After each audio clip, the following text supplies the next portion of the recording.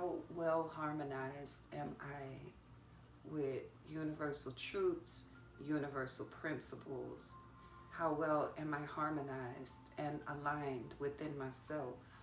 Another word for harmonizing could be alignment.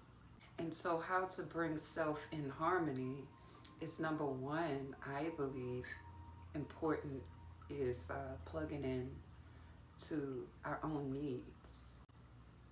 Those needs could be physical for a certain kind of food, because we know that food is information, right? And I'm not one of those people that feels that you can't be healthy unless you eat a certain way.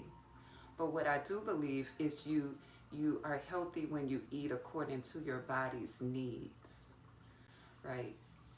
And so I think it begins, number one, with plugging into the physical needs. What kind of foods nourish me? What kind of foods cause me to feel uplifted, invigorated, energized, clear in heart and mind? And the opposite, what kind of food does not invigorate my body? For me, eating a lot of meat is not invigorating at all. For me, eating a lot of fat is not invigorating. Um, so I tend not to do those most of the time, right? I prefer eating vegetables, fruit, beans, nuts, things like that. That's what invigorates me, right? What kind of drinks? For me, if I drink soda, I'm gonna feel sluggish and tired. I was talking to somebody about this the other day. Um, so physical needs. Next, what are my emotional needs? We're talking about the measurement of balance, which could be harmony, right? And alignment, beginning within the self, because everything begins within us, right? So, what are my emotional needs, and are those needs met? Humans have an emotional need for safety, physical, mental, and emotional. Is that need met within? And if not, how do I bring myself into those states of being, right? We have emotional needs to belong, right? So sometimes we may consider ourselves like a black sheep, or we may not be in our home or family of origin or familiar group, but we belong to some type of beings, okay? Where do you belong? I know I belong with spiritual beings, free spirited. I belong in that group. That's the kind of being that I am. Free spirited, spiritual, those beings who enjoy living outside of the box, not in rebellion, but because they just naturally do. I belong to tribes of leaders, right? We have a need to feel significant, emotional needs, which are also psychological needs, right? The need to feel important and significant. Do I feel important? Am I doing things that help me to plug into my energy of importance? And do I understand my natural importance even when I'm not doing things? That's a good process of harmonizing and aligning the being, right? Because even if you or I were in a hospital bed, unable to speak or do anything or help anybody, we would be having significance. Do you understand that? Significance is not attached to what you do. It's not attached to your role or any kind of way of being.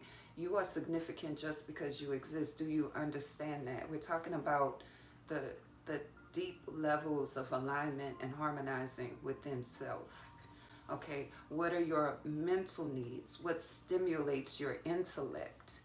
What things catch your attention? What topics, right? Are we nourishing ourselves with that?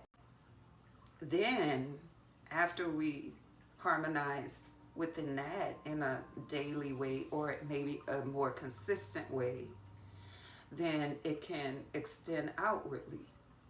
What are my physical needs where it relates to others? What are my emotional needs where it relates to others? My psychological, mental, intellectual needs. right? So this is how we harmonize with one another, by knowing thyself first, being it thyself, and then coming into awareness with others. And I know that I do best when I'm harmonizing, aligning, and creating with others who are very similar. We don't have to have the same thoughts and ideas, but we're very similar in the way that we see the world at large and how we process. So harmonizing with others, if you're around others and you're clashing with them a lot, you're not experiencing harmony and conversation. There's a lot of contraction when you're conversing. Then you know, it would be good to harmonize with people who are similar, right? Yeah, because we can't stay in a constant stress state with people. Like if we work with them, that's different. We have to learn how to manage our energy, quite simply put. But in friendships and relationships, I think it's important to achieve harmony and not be in constant confusion, turmoil, strife, tension, and such. You know, so these things I feel bring us into balance. Then as we look at closely tied to uh, emotional, physical, and intellectual needs is financial. You know, what are my financial needs? What are my financial desires? And do I have enough whatever? Because that could be anything. It could be will, it could be knowledge, strategy, resources. Do I have enough to attain that? Understanding that none of this dictates worth, right? But it does affect our general sense of well-being every day. So that's what I think about when I think about balance.